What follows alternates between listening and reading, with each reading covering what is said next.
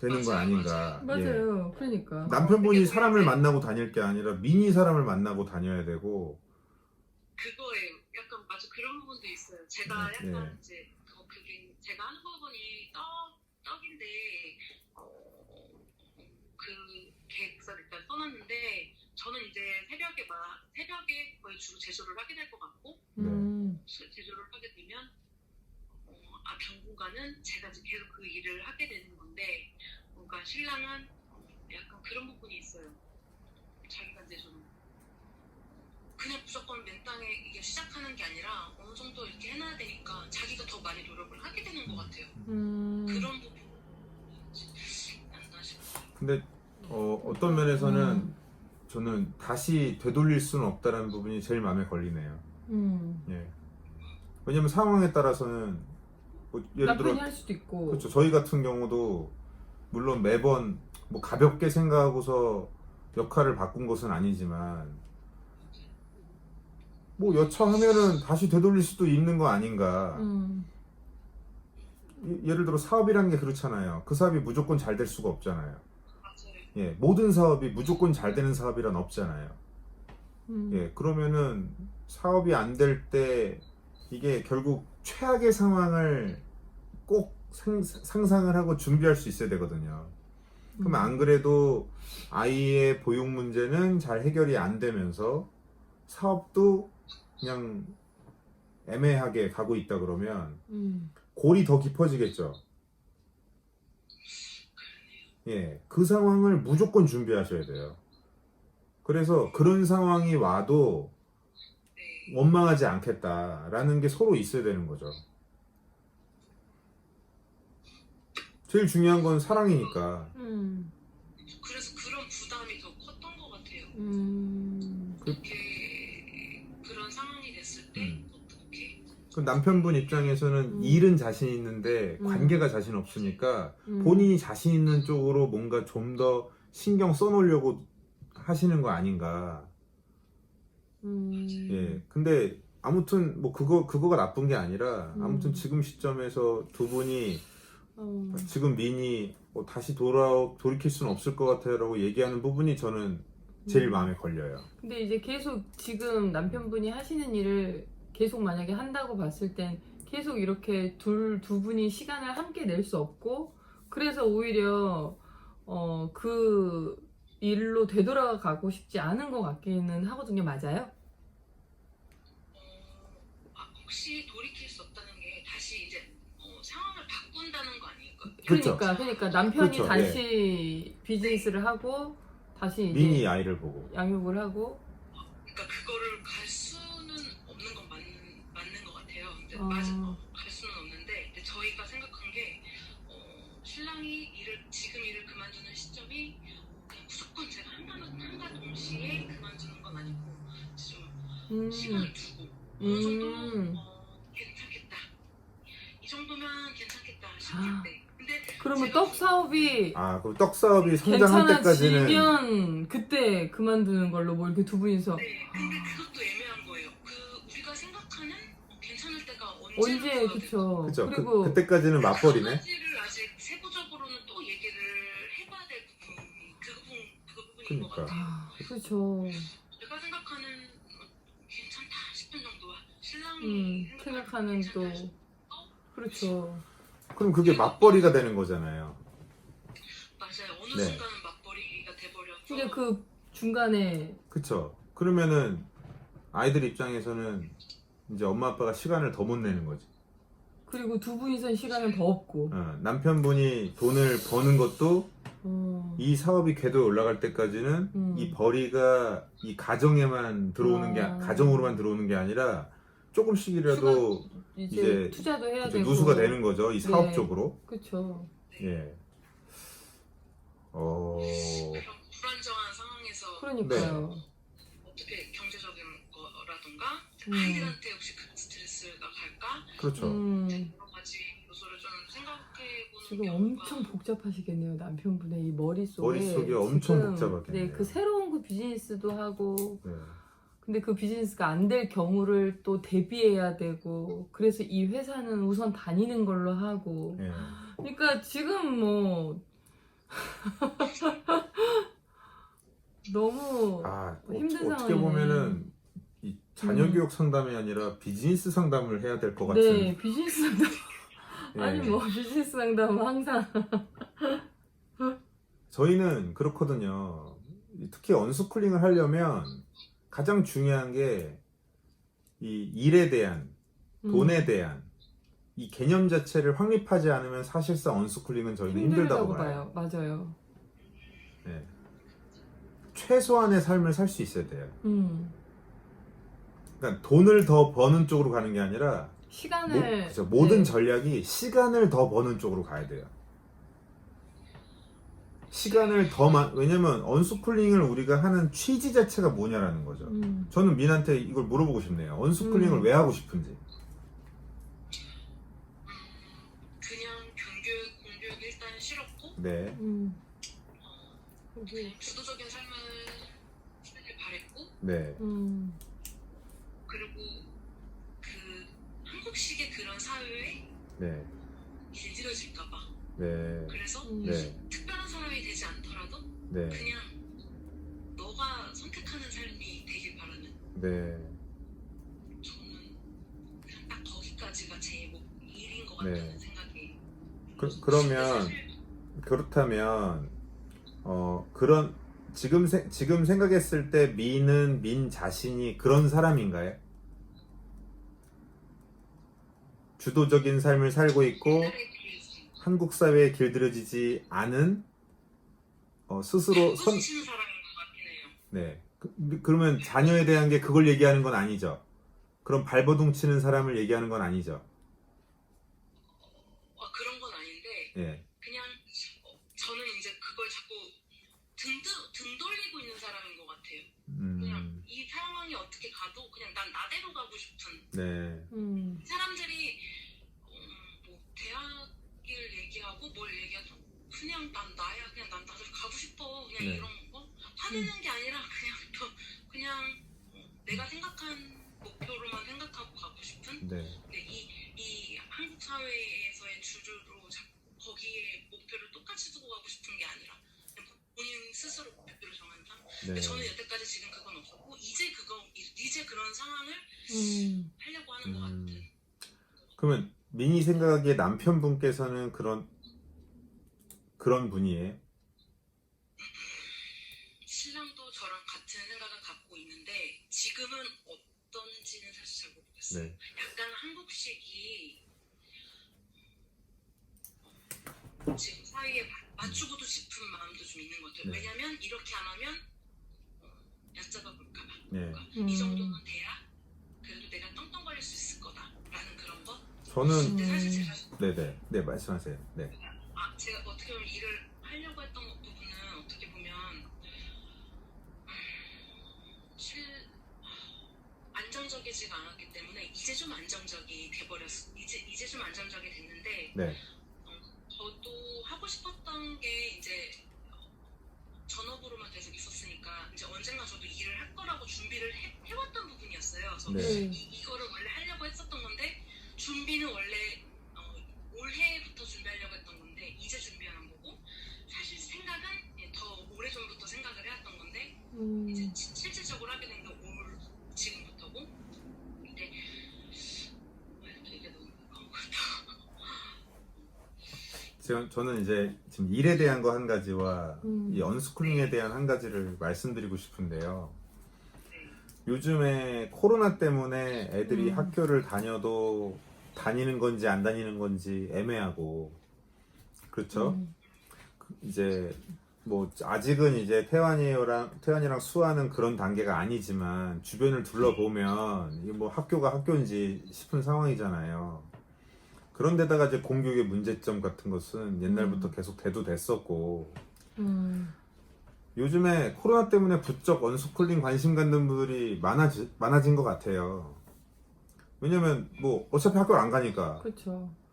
애매한 상황에 처해 있다 보니까 그렇다면은 뭘 어떻게 해야 될지 고민하다가 이렇게도 아이를 키워도 돼? 하면서 언스쿨링에 대한 관심을 갖고 조금은 섣불리 선택하시는 분들도 많이 있는 것 같아요. 네. 그런데 언스쿨링이라는 것은 언스쿨링의 취지 자체가 언스쿨링이라는 것이 왜 그러니까 언스쿨링의 장점 그러니까 이게 공교육이 싫어서 공교육 쪽으로 가면은 왠지 뭔가 노예화되는 것 같고 주도적인 삶을 못 살 것 같고 그 트랙에서 벗어나는 것 자체를 두려워하고 그럴 것 같아서 거기서 빠져나오려고 하는데 빠져나올 수 있는 어떤 징검다리로서 반대 영역에 있는 게 언스쿨링이라는 게 있네. 그렇게 해서 선택하는 분들이 되게 많거든요. 맞아요. 물론 저희도 처음에는 처음에는, 그렇게 네. 시작을 했어요. 그런데 저희는 기존의 한국식 공교육이 싫고 그래서 저희는 다른 학교를 찾았어요. 처음에는. 그런데 그 과정에서 공부란 어때야 하는가, 학교란 어때야 하는가에 좀 더 포커스가 맞춰졌어요. 저희는. 네. 그러다 보니 점점 더 깊어지다 보니 아, 우리 인간에겐 이런 게 중요하구나. 우리 인간에겐 일찍부터 사랑받을 수 있는 환경이 제일 중요하구나. 그리고 우리 인간에게는 스스로 할 수 있는 그런 힘이 있구나. 이 땅의 모든 아이들은 태어나면서 이게 학습을 통해서 천재가 되는 게 아니라 이 땅의 모든 아이는 천재로 태어났는데 그것이 환경에서 깎여서 이제 평범해지는. 그러니까 어떻게 보면은 일찍부터 태어날 때부터 갖고 있었던 본연의 것을 얼마나 잘 유지시켜 주느냐가 더 중요한 거였구나. 우리 다 천재로 태어났는데 망한 거예요 지금. 네. 망했어. 결국은 우리 아이들이 본연에 갖고 있는 부분을 어떻게 해야 잘 유지시켜 줄 수 있을까? 그리고 우리 아이들이 가장 편안하게 그렇게 본연의 것이 피어나올 수 있는 환경이 되려면 뭐가 되어야 할까? 그러다가 엄마 아빠가 정말 둘이 제대로 이 사랑을 회복하지 않으면 안 되는구나. 이게 절대 요소구나 라는 걸 알게 됐고, 이제 아이들에 대해서도 아이들의 자율적인 부분, 자유롭게 어떤 부분을 자유롭게 둬야 하며 어떤 부분을 울타리를 쳐놔야 되는지 그런 것들도 알게 되면서 언스쿨링이라는 것이 우리가 생각하는 가장 궁극적인 교육이구나 라는 생각을 하게 된 거예요. 여기서의 화두는 정말 사랑이었어요. 사랑을 나누는 행복한 가정을 만들고 싶었어요. 그 목적 때문에 언스쿨링을 한 거예요. 원래 우리가 인간답게 살아가려면 그 본연의 본질로 돌아가려면 언스쿨링이 필요하구나 라는 걸 느끼게 된 거죠. 저희가 독일의 그런 교육 환경을 이야기 들었을 때 우리가 독일에 살고 있었다면 언스쿨링 안 하고 학교 보냈을 거란 생각이 들어요. 네. 거기는 학교에서 언스쿨링을 해주니까. 근데 그러면 우리는 집에서, 가정에서 아이들과 함께 있는 순간에만 우리가 지켜야 할 엄마 아빠의 정말 그런 사랑과 그런 것들을 해 나가면 돼요. 그럼 우리가 그만큼 일할 수 있는 시간은 벌어져요. 독일에 살고 있었다면. 맞아요. 그럼 우리는 일을 했을 거예요, 둘 다. 한국에서 그 교육을 하려다 보니 그런 학교는 없고 우리가 직접적으로 그런 환경을 만들어줘야 하다 보니 관찰자로서 보호자로서 붙어 있어야 되기 때문에 언스쿨링을 선택한 거예요. 그러다 보니 시간이 필요하잖아요. 그래서 저희는 가난해지는 걸 선택했어요. 일단 버틸 수 있게, 살아남을 수 있는 정도만 벌자. 최소한의 이런 비용? 시간을 최대한 벌 수 있는 쪽으로 가자. 그렇게 해놓고 나니까 시간이 많잖아요. 그러니까 1단계로는 그쪽으로 가야 돼요. 시간을 벌 수 있는 쪽으로. 자, 그럼 여기서 얘기가 이제 자연스럽게 일로 넘어가는데, 이제는 시대가 자본이 엄청 많으신 게 아닐 거 아니에요. 그죠? 그리고 두 분 다 유명인이 아니잖아요. 또 떡의 그 분야에 있어서 알아주는 어떤 장인이세요? 제가 제가요? 네, 강의는 아닌데 네, 아빠가 네. 적극적으로 좀 하시는 분이었어가지고 네. 그래서 그렇다면 지금은 소규모로 뭔가를 한다 했을 때 저희 같은 경우도 저희가 부모가 일에 대한 걸 포기하라는 얘기가 아니에요. 저희는 어떻게 하고 있냐면 엘리가 1차적인 기초생활비를 버는 걸 하고 있고요. 그 다음에 2차, 3차로 이후에 해야 될 일을 제가 준비하고 있어요. 제가 준비를 하는데 아주 천천히 하고 있어요. 차근차근히 저의 브랜드를 만들어 나가고 있어요.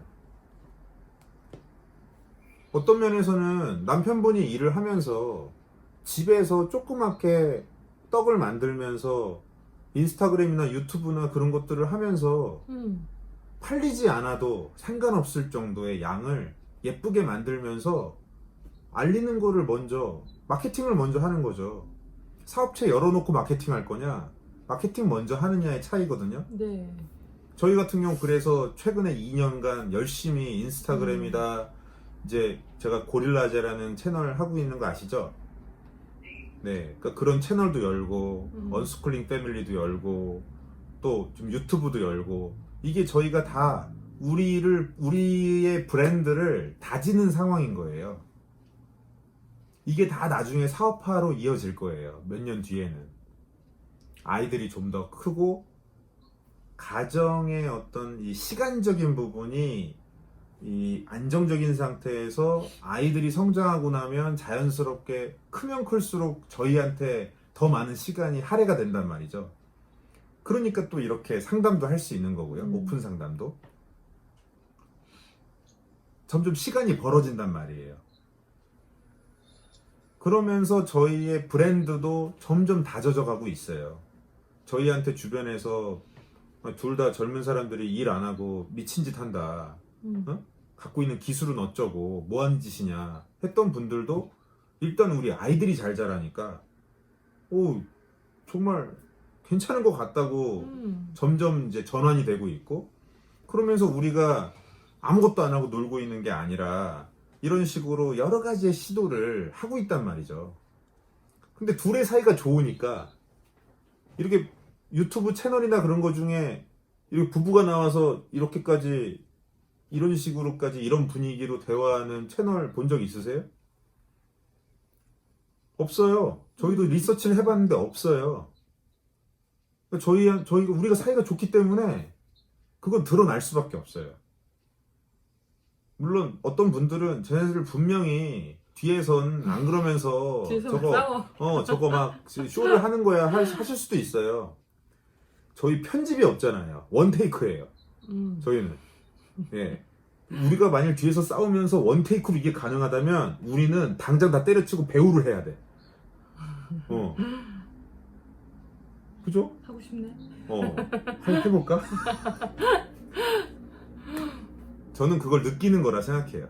보시는 분들이, 우리 불사밴드 멤버들도 우리가 어떤 학위를 갖고 있는 것도 아니고 어떤 이 사회가 인정하는 자격을 갖고 있는 것은 아니지만 느껴지는 거라 생각해요. 우리가 정말 진솔하게 우리의 속을 다 뒤집어서 보여드리려고 하는 그 진정성을 저는 알아주시는 거라고 생각하거든요. 그런 사람이 만드는 떡이라면 어떨까? 맞아요. 저도 좀 네? 그런 사람이 만든 떡이라면, 제가 떡을 만든다면 어떨 것 같으시는가 생각을 해보셨으면 좋겠어요. 늦게 시작하더라도 훨씬 잘 되실 거예요.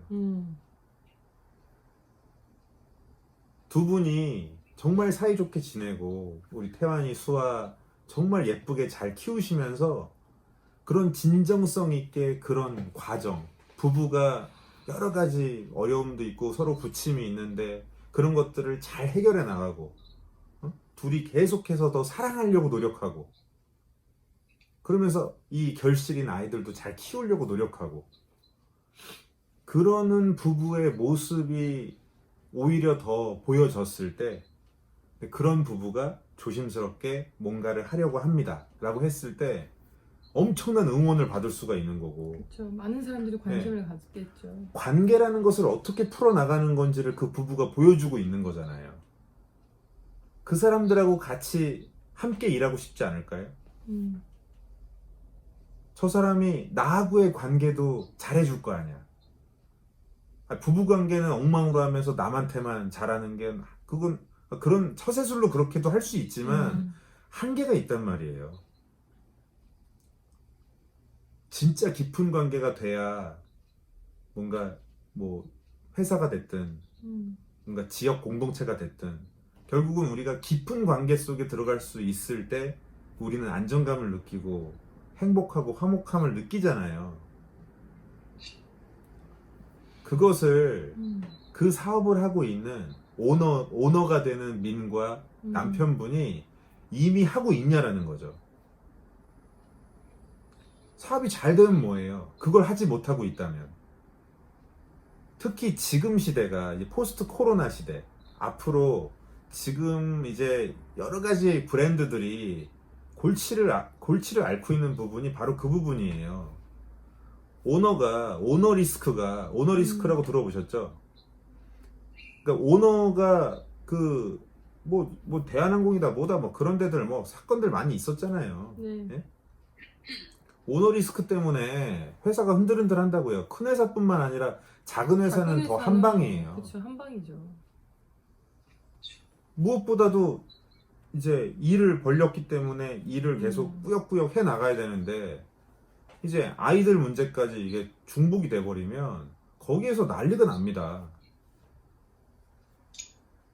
아이들이 저는 그렇게 생각하거든요. 저는 예전에 뭐 엄청나게 왕성하게 비즈니스 하는 걸 좋아했던 사람이기 때문에 일 중독자였어요. 근데 일 중독자였던 사람이 일 안 하고 이렇게 가정에만 신경 쓰고 있으면 스트레스 받을 것 같죠. 많은 분들이 그런 질문 하시거든요. 네, 많이 물어봐요. 예전에 제가 했던 일은 그 액수 자체가 얼마 되지도 않는 매출에 연연하는 일이었고 지금 저는 3조짜리 사업을 하고 있어요. 엘리가 저한테 1조짜리 사업이고 로기가 저한테 1조짜리 사업이에요. 왜냐? 저는 엘리하고 저하고의 관계를 돈으로 환산할 수 없거든요. 막연하게 1조라고 얘기한 거예요. 그냥 큰 돈, 엄청 큰 돈. 돈 벌면 뭐예요? 이 관계가 깨지면. 돈 벌면 뭐예요? 애들이 제멋대로 자라고 엄마 아빠랑 사이가 소원하면 얼마나 큰 돈을 갖고 있어야 그런 상황임에도 불구하고 행복할 수 있을까요? 얼마나 큰 돈이 있으면? 불가능하거든요. 돈 안만 많아도 소용없어요. 가정이 깨져 있으면. 그만큼 지금 가정이 단단하다고 생각하시는지.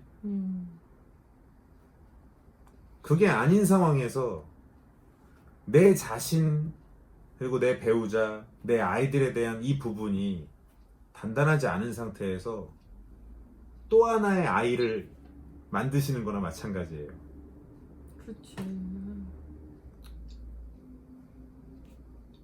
어찌 보면 셋째가 태어나는 것보다 그 사업을 벌리는 게 더 큰일이죠. 셋째네 그게. 아니 셋째는 오히려 난 괜찮다고 봐. 근데 그렇죠. 그 사업은 그 사업 때문에 송두리째 진짜 갖고 싶었던 그 행복이 송두리째 먹혀버릴 수 있어요. 지금보다 아니, 더. 대부분의 가정들이 돈 때문에 망해요, 진짜. 관계가. 맞아요. 그쪽. 그러니까 저희는 사업을 하지 말라는 게 아니라 사업을 하더라도 저는 이제 브랜드 컨설팅을 오랫동안 했던 사람이기 때문에 이제 업체들한테도 제발 섣불리 마구마구 벌리지 말고 린 스타트업을 해라. 아주 가볍게 할 수 있는 가볍게 하면서 해 나가면서 수정해 나갈 수 있는 거를 해라. 근데 현재 시점에서는 이렇게 가정에서 뭔가 비즈니스가 이루어진다 했을 때는 마케팅부터 하시는 게 저는 맞다고 봐요. 저는 교육 사업을 할 거예요.